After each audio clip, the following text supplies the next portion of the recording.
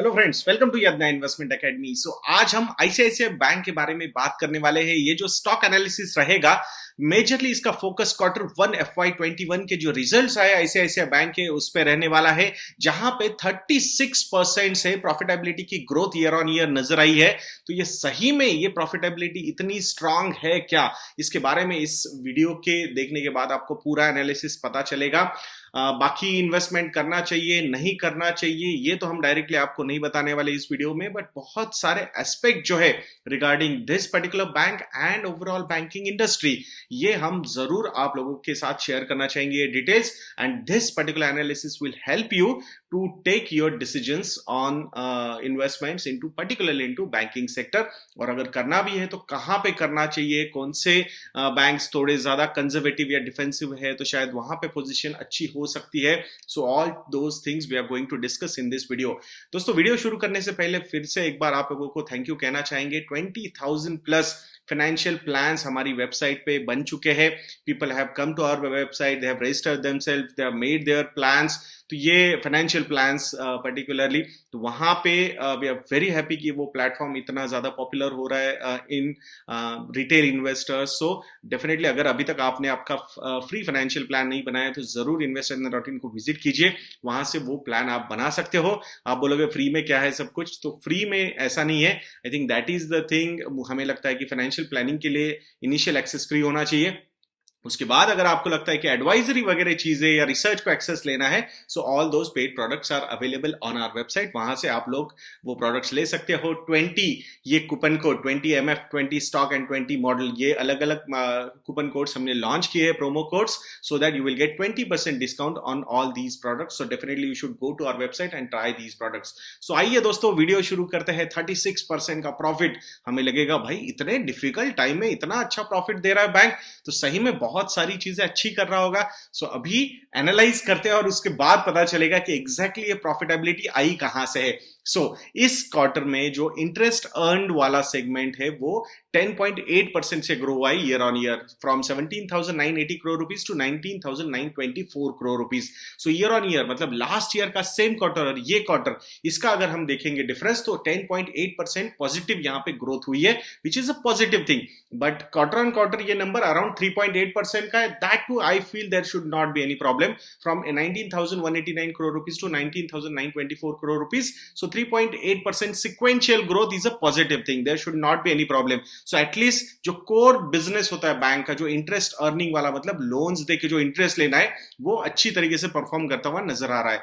Next, interest expenditure means कि जो FDs लिए होंगे उन्होंने, कासा जो अकाउंट्स होंगे, पर्टिकुलरली सा अकाउंट्स, इस पे उनको इंटरेस्ट भी देना पड़ेगा, तो उस पे उन्होंने कितना इंटरेस्ट दिया है। सो अराउंड 10,644 करोड़ रुपीज का इंटरेस्ट बैंक ने पे किया है year on year. This growth is 3.9%. It means the interest earned percentage is more compared to the interest expenditure. This shows a positivity overall. I think we feel it's a good sign for the bank. Quarter on quarter दो ये number 3.7% का है, which is almost matching the interest earned and interest expenditure around 3.7%।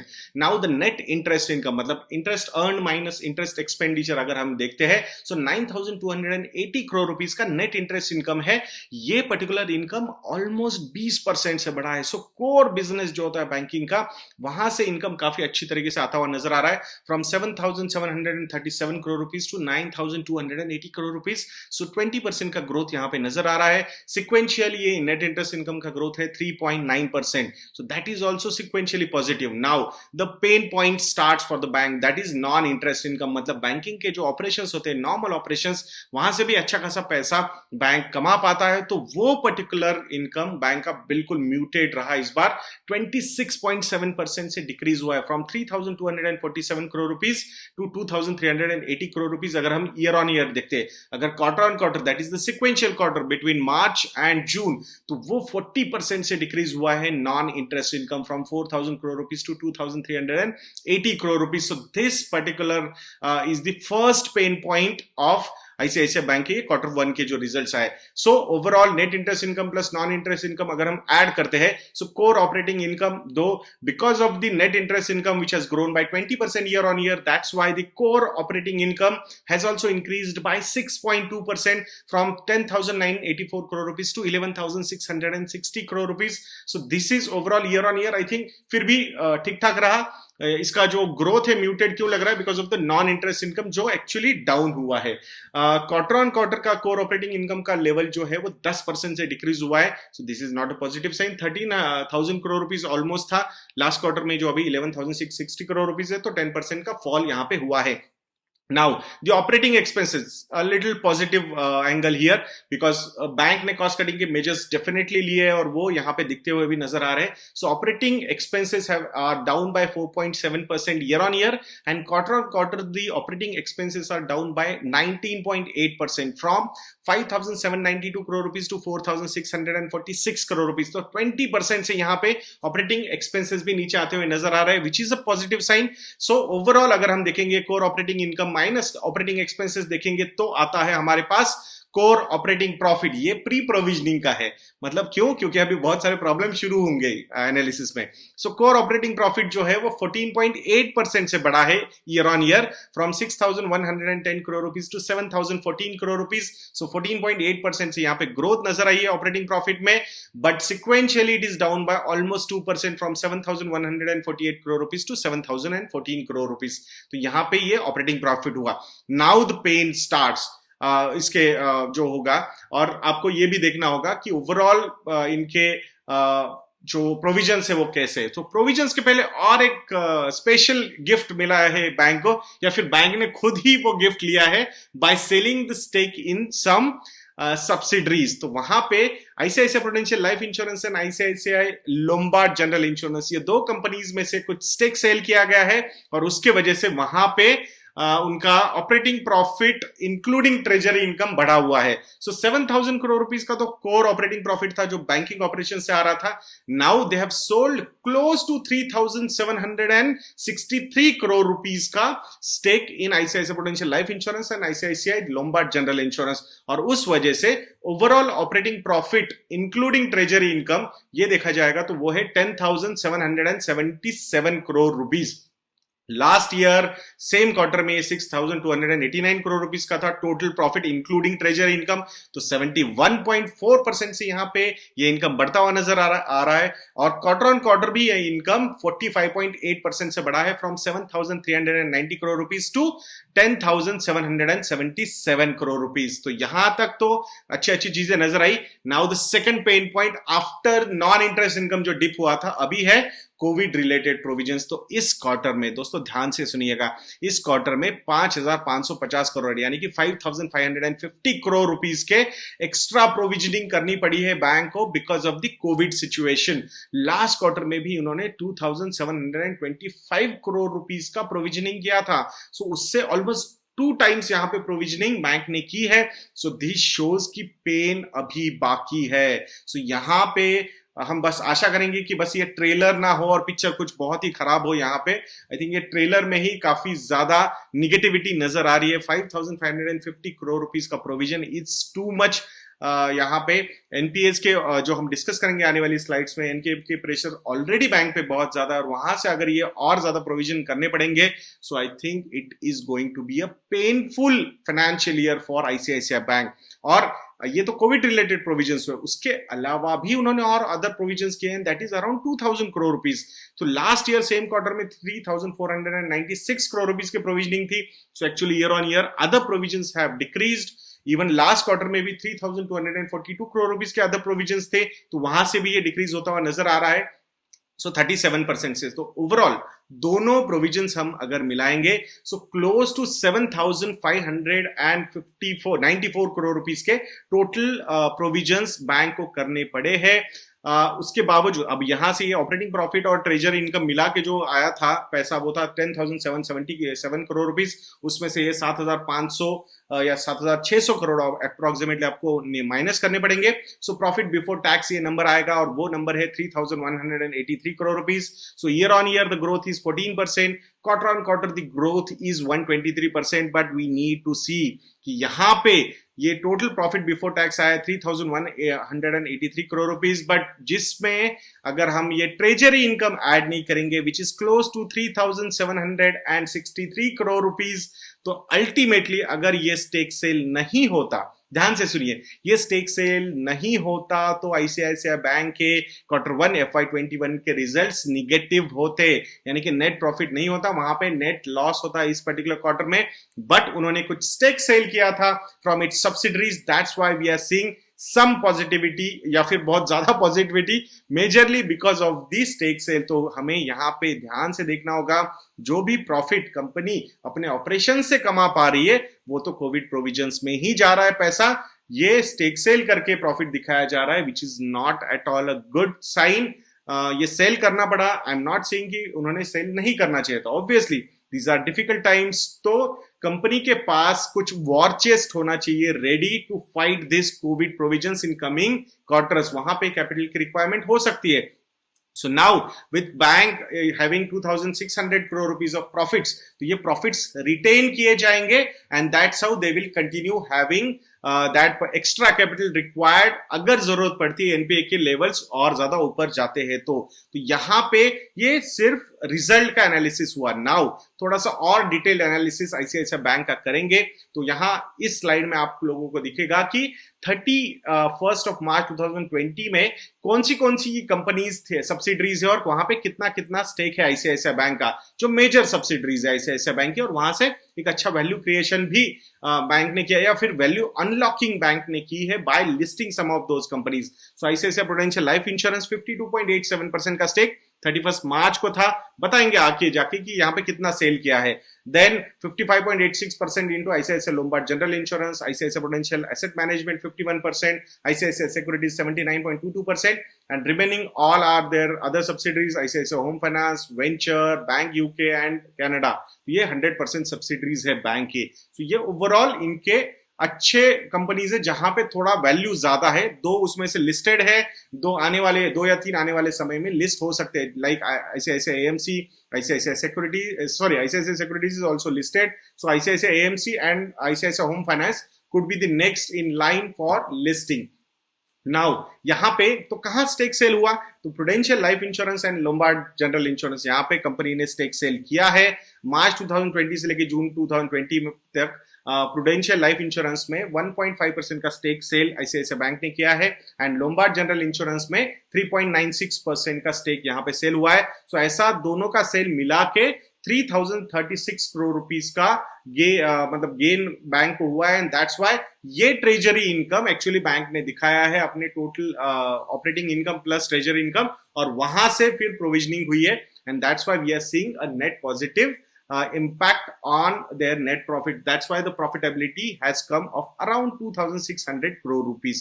ये core operating in मतलब operation से आया हुआ profit नहीं है, ये स्टेक सेल करके आया हुआ प्रॉफिट है, which was required also to manage some behaviours and to be ready for the worst times which are going to come because of this COVID situation, जहां पे एनपीए का प्रेशर बैंक का बढ़ता हुआ नजर आ सकता है दोस्तों। नाउ बैलेंस शीट की अगर बात करेंगे तो ईयर ऑन ईयर 18% से बैलेंस शीट ग्रो हुई है, इवन सिक्वेंशियली भी 3.6% से बैलेंस शीट ग्रो हुई है, so which is a little positive sign we feel.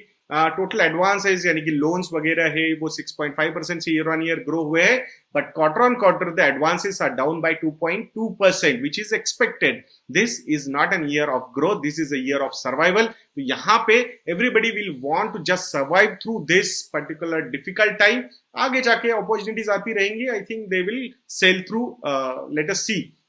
But challenging year अभी सामने बहुत बड़ा है अपने पास। टोटल डिपॉजिट्स की अगर हम बात करेंगे तो अराउंड 8 लाख करोड़ रुपीस के डिपॉजिट है, लास्ट ईयर 6.6 लाख करोड़ थे, लास्ट क्वार्टर में 7.7 लाख करोड़ के थे। ये बढ़ने का रीजन हमें लगता है, वैसे इनको इतना प्रॉफिट नहीं हुआ जितना एसबीआई या एचडीएफसी बैंक या फिर कोटक बैंक के डिपॉजिट्स ग्रोथ में हुआ है, but still I think sequentially 4.1% का growth is not a problem, जहां पे आपने सेविंग्स अकाउंट के इंटरेस्ट रेट भी घटा दिए हैं, टर्म डिपॉजिट्स के भी इंटरेस्ट रेट्स घटा दिए, तो that is a positive sign overall, क्योंकि इनके मार्जिन थोड़े से इंप्रूव हो सकते हैं आने वाले समय में, but pressure on other things like Covid के अभी भी रहेंगे जहां पे एनपीएस बढ़ सकते हैं। Term deposits out of this 8.02 lakh crore rupees, 4.61 crore rupees, 61 lakh crore rupees are term deposits जो year on year 27.4% से बढ़े हैं, क्वार्टर ऑन क्वार्टर 9%. इसका ये ग्रोथ को का क्रेडिट जाता है फ्रैंकलिन के डेट फंड्स के इशू को. उसकी वजह से एक अच्छा खासा पैसा from capital market, specifically from debt market, ये बैंक्स में वापस आता हुआ नजर आ रहा है. And that's what we are seeing. Otherwise with falling interest rate there is no scope for term deposit growth. वो सिर्फ और सिर्फ इसलिए हुआ है बिकॉज कैपिटल मार्केट से बहुत सारे लोग, शायद कंजर्वेटिव रिस्क प्रोफाइल के लोग वहां से एग्जिट हुए हैं. And that's why we are seeing this higher number. Now, CASA deposits around 3.4 lakh crore rupees के CASA deposits है. Year on year they have grown by 14%, but quarter on quarter actually यहाँ पे 2% का fall हुआ है in CASA deposits. So this shows कि शायद वहाँ एक fear factor होता है normally. जब ये येस बैंक का सागा हुआ तो हमेशा उसमें नेगेटिव पब्लिसिटी में आईसीआईसीआई बैंक आता ही है, बिकॉज जहां पे कॉर्पोरेट गवर्नेंस के इश्यूज हुए, लाइक चंदा कोचर केस, तो वहां पे कुछ कॉर्पोरेट गवर्नेंस के इश्यूज की वजह से शायद हो सकता है जो बहुत ज्यादा कंजर्वेटिव इन्वेस्टर उनको लगा होगा छोड़ यार मैं निकाल ही देता हूं पैसा यहां से. And that's why we might be seeing this fall in CASA deposits. That is quarter on quarter. Overall 42.5% के कासा डिपॉजिट्स है बैंक के पास, 57.5% के टर्म डिपॉजिट से. एडवांसेस के मिक्स के बारे में बात करेंगे तो दो बहुत ज्यादा लोगों को लगता है, या फिर हमें भी लगता है because of the NPA pressure on the bank, ये कॉर्पोरेट होलसेल लेंडिंग वाली बैंक है. बट अगर आप एडवांस मिक्स देखोगे, that is the loan mix, 64.1% के जो लोन्स है वो रिटेल लोन्स है, 3.3% SME. So it in a way SMEs और रिटेल को नॉर्मली रिटेल ओरिएंटेड बैंकिंग कहा जाता है. सो 67.4% का बैंकिंग या लोन का बुक जो है वो रिटेल ओरिएंटेड बुक है. But still with 25.2% and 7.5% overseas allocation, a lot of people think this is a wholesale bank because of the NPA levels bank has seen, जो हम डिस्कस करेंगे आने वाली स्लाइड्स में. सो बट ये mix देख के, लोन का बुक का मिक्स देख के हमें लगता है this is a retail oriented bank with high NPS. That is the problem, because NPS, retail NPS में इतने हाई एनपीएस, रिटेल लोन्स में इतने हाई एनपीएस नहीं होने चाहिए. That's what we feel. Now advances mix में अगर हम बात करेंगे, जैसे हमने आपको एडवांसेस मिक्स का रिटेल, एसएमई, कॉर्पोरेट, ओवरसीज बता दिया. सो यहाँ पे टोटल बुक में ग्रोथ अगर देखी जाएगी, सो टोटल एडवांसेस में 6.5% की ग्रोथ हुई है ईयर ऑन ईयर, जिसमें domestic book has grown by 9.6%. And as bank has always suggesting to their investors in their analyst call, meet and all those things, that they are going to take down their overseas book to the lowest possible level. तो यहाँ पे from 59,000 crore rupees to 47,000 crore rupees, तो यहाँ 21.1% से fall हुआ है in their overseas book. And slowly what they want to take it down to zero level. That's what we have heard from the banking experts. Now, domestic book 9.6% से grow हुए, तो उसमें retail book has grown by 11.3%, SME book has grown by 17.9% year on year, and corporate book जहां पे bank थोड़ा सा slow जाने की कोशिश कर रहा है, वो 4.8% से ग्रो होती हुई नजर आ रही है. ओवरऑल अगर देखा जाएगा तो एसएमई कौन होते हैं? SME investors, SME borrowers. SME includes borrowers with turnover which is less than 250 crore rupees. That's why they are considered close to retail banking या retail loan वगैरह. And while the SME borrowers with turnover between 252 to 750 crore are included in corporate loan book. तो वैसे देखा जाएगा तो ये 25.2% की जो corporate loan book है, उसमें ये भी एक तबका पकड़ा गया है SME का, which is between 250 to 750 crore rupees of the turnover of that particular company. So overall, I think अच्छा खासा retail oriented business बैंक ने build करने की कोशिश यहाँ पे की हुई है. Now, अगर रिटेल एडवांसेस जो है इनके जो लोन्स दिए उसका अगर मिक्स देखेंगे हम, तो वो कैसा है? तो जिसमें 49.7% लोन जो है वो मॉर्गेज लोन्स है. मॉर्गेज लोन्स मींस मेजरली जहां पे कुछ एसेट बैक्ड होता है, जैसे कि होम लोन हम लेते हैं, so it's a mortgage loan. तो वो in a way safer, secure kind of lending मानी जाती है. देन 14.2% जो है वो है व्हीकल लोन्स, जिसमें तीन सब टाइप से, auto finance, commercial vehicle and two wheeler loans. तो 7.7% ऑटो फाइनेंस की तरफ है, 6.1% commercial vehicles and 0.3% towards two wheeler loans. तो यहाँ पे जो ग्रोथ है वो बहुत ही म्यूटेड टाइप की नजर आ रही है. Overall vehicle loans have grown bye 2.6% and earlier mortgage loans have grown bye 9.3%. Now the business banking, which has grown by 33.7% year on year, तो ये 6.4% of those retail loans are business banking. Rural loans जो है वो 14.1% of this retail advances mix है last year से अब तक देखोगे तो 14.3% से ग्रो हुए। Personal loans have grown by 27.7%। So यहाँ पे टोटल रिटेल एडवांसेस मिक्स में personal loans are around 10.9%। Credit cards 3.6% के है इसका total share in retail loans 7.6% से ग्रोथ हुए नजर आ रहे हैं। Other loans which is around 1%, they have actually gone down by 31.5%। Other loans पे बहुत सारे लोन्स हो सकते हैं जो काफी एक्सक्लूसिव प्रोडक्ट्स इंट्रोड्यूस होते हैं, तो वहां पे शायद आई थिंक बैंक का फोकस कम हो गया है। बिकॉज नॉर्मली अदर लोन्स मतलब कुछ एक्सक्लूसिव प्रोडक्ट्स बनाओ, कुछ सिक्योरिटी बैक्ड लोन्स बनाओ या फिर अलग अलग टर्म लोन्स वगैरह बना सकते हैं जहां से थोड़ा सा और एक्स्ट्रा बिजनेस ला सकते हैं। बट डिफिकल्ट टाइम्स में banks avoid doing this kind of experiments. तो ये भी this is a positive sign कि वहां पे फोकस बिल्कुल कम है, कुछ एक्सोटिक प्रोडक्ट्स डेवलप नहीं किए जा रहे। Now the another pain point और soon to be a pain point हम बोल सकते हैं, that is gross NPAs. So year on year अगर हम देखेंगे तो gross NPAs are going down. Last year same quarter में 6.49% थे, अभी 5.46% है। लास्ट क्वार्टर में 5.53% थे। Net NPAs are also consistently going down from 1.77% last year same quarter, अभी 1.23% है। लास्ट क्वार्टर में भी 1.41% थे। प्रोविजन कवरेज की रेशियो की अगर हम बात करेंगे तो 78.6% लोन्स का प्रॉपर प्रोविजन हो चुका है। So there should not be any problem. That's why NPAs, net NPAs are coming down. Then what is the pain point? सब अच्छा तो हो रहा है। पेन पॉइंट है इनका लोन्स अंडर मोरेटोरियम बुक। 38 अप्रैल 2020 को 30% का लोन बुक जो था वो मोरेटोरियम में था। जून 30 को ये 17.5% तक नीचे आया।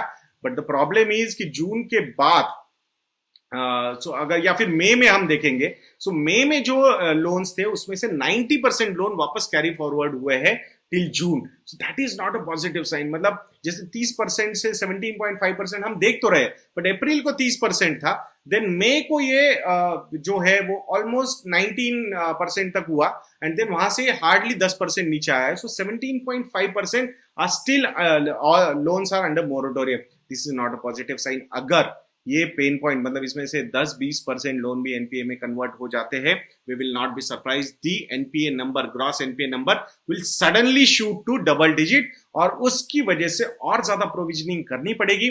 जस्ट इमेजिन, जहां पे हमने आपको बताया था जो टोटल एडवांसेस है बैंक के वो 6 लाख करोड़ के एडवांसेस है, जिसमें से अगर 3-4% का लोन बुक अगर यहाँ पे एनपीए में कन्वर्ट होता है, so that is a very big size. और उसके लिए कितना ज्यादा यहाँ पे प्रॉफिटेबिलिटी को प्रोविजनिंग में कन्वर्ट करना पड़ेगा। जस्ट एक एग्जांपल के तौर पे आपको ऑपरेटिंग प्रॉफिट के नंबर्स अगर मैं बता दूं, core operating profit, so that is around 7,000 crore rupees. चलो good case scenario around 30,000 crore rupees का ऑपरेटिंग प्रॉफिट है बैंक का, जहां पे अगर ये 60,000 करोड़ रुपीज तक के एनपीएस क्रिएट हो जाएंगे या फिर आगे जाके बढ़ सकते हैं, तो वहां पे एक अच्छा खासा portion, at least 50% of that will go into and for provisioning. तो एक साल का प्रॉफिट वहां पे उठ सकता है। So that is not a positive sign. तो ये रिस्क जो है ये स्पेसिफिकली बैंकिंग के साथ बनी रहेगी। सो क्लोजली वॉच करना है हमें कि ये मोरेटोरियम की बुक कैसे प्ले आउट हो रही है, and that's why it's better to avoid these calls, banking calls, कि जहां पे मोरेटोरियम के नंबर्स काफी ज्यादा हाई लग रहे हैं। Kotak Mahindra bank being the most conservative bank in private banks हम बोल सकते हैं, वहां पे दे आर थिंकिंग अबाउट कि भाई अगर डबल डिजिट एनपीएस अगर हो गए तो how we should be prepared if हो गए तो।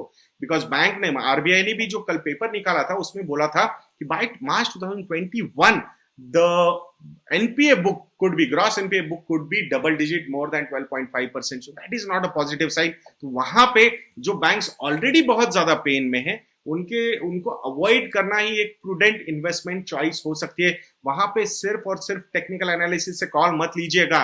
चार्ट में बोल रहा है तो मैं जाके ट्रेड कर देता हूं। There are lot of difficulties which are going to be faced by these banks, specifically corporate banks या फिर banks with high NPAs, already existing NPAs. So that's why you should avoid these counters. It's better, if at all you want to allocate money towards banking, so it's better to allocate towards conservative banks जो हमारे model portfolios में हमने already cover किए हुए हैं। So definitely it will be very helpful for you people अगर portfolios build करने हैं तो कैसे पोर्टफोलियोज होने चाहिए वहां पे। So it's better, मेरे हिसाब से it's better to avoid now the net interest margin के अगर कुछ नंबर्स देखे जाएंगे तो वो नेट इंटरेस्ट मार्जिन भी यहाँ पे ईयर ऑन ईयर थोड़ा सा बढ़ा है, but quarter on quarter from 3.87% to 3.69% घटा है।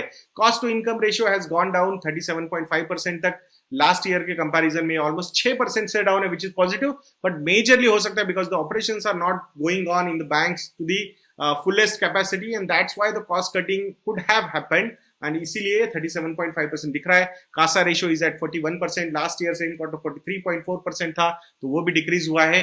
Capital adequacy ratio is 16.32% compared to last year and last quarter. It is looking good, but it should be on higher side because इनको NPS के जो solutions ढूंढने हैं उसके लिए अच्छा खासा कैपिटल इनको लग सकता है। जरूरी नहीं है कि वहां पे सारे एनपीएस को प्रोविजन करने के लिए इनके पास ऑपरेटिंग इनकम उतना ज्यादा होगा। That is the core operating income, that's why they need this extra amounts.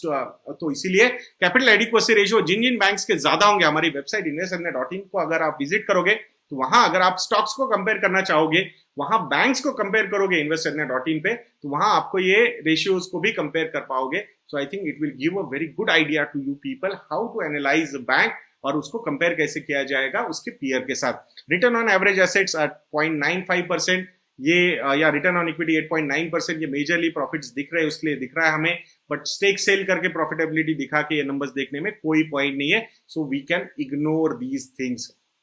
Now अगर सब्सिडरीज के रिजल्ट देखे जाएंगे तो बैंक का जैसे हमने बताया 2599 करोड़ रुपीस, तो इसकी जो सब्सिडरीज है उनके प्रॉफिट्स कैसे रहे year on year. So life insurance वाला जो बिजनेस है उसका फ्लैट प्रॉफिट रहा है 288 crore rupees. Lombard general insurance the profit has grown by 28.4%, positive sign.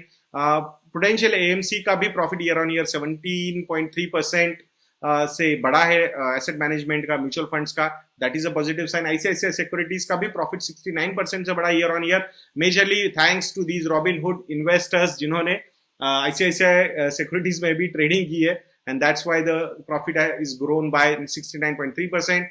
Home finance actually ये लॉस टू प्रॉफिट में कन्वर्ट हुआ है इस बार वेंचर, ईयर ऑन ईयर अगर हम देखते हैं आईसीआईसीआई वेंचर में 18.2% का ग्रोथ है, और total ICICI bank as consolidated bank की अगर हम बात करते हैं सो 24% से प्रॉफिटेबिलिटी ग्रो हुई है, जिसमें से major profits have come from the stake sale of ICICI prudential life insurance and ICICI Lombard general insurance. तो ये ओवरऑल एनालिसिस था दोस्तों आईसीआईसीआई बैंक का। अगर आपको लगता है कि we are doing a good job of research, so definitely you should visit our website investornet.in। वहां पे आप लोग हमारे स्टॉकोमीटर या फिर MF यज्ञ या फिर हमारे मॉडल पोर्टफोलियोज को सब्सक्राइब कर सकते हो। 20 MF 20 स्टॉक 20 मॉडल, ये जो कूपन कोड से वो भी अवेलेबल है आप लोगों के लिए, वहां से आप 20% का डिस्काउंट ये 3 प्रोडक्ट्स पे ले सकते हो। We will be more than happy if you take that. So ऐसे वीडियोस के लिए हमारा चैनल देखते रहिए दोस्तों, और नेक्स्ट वीडियो तक के लिए मुझे आज्ञा दीजिए। जय हिंद।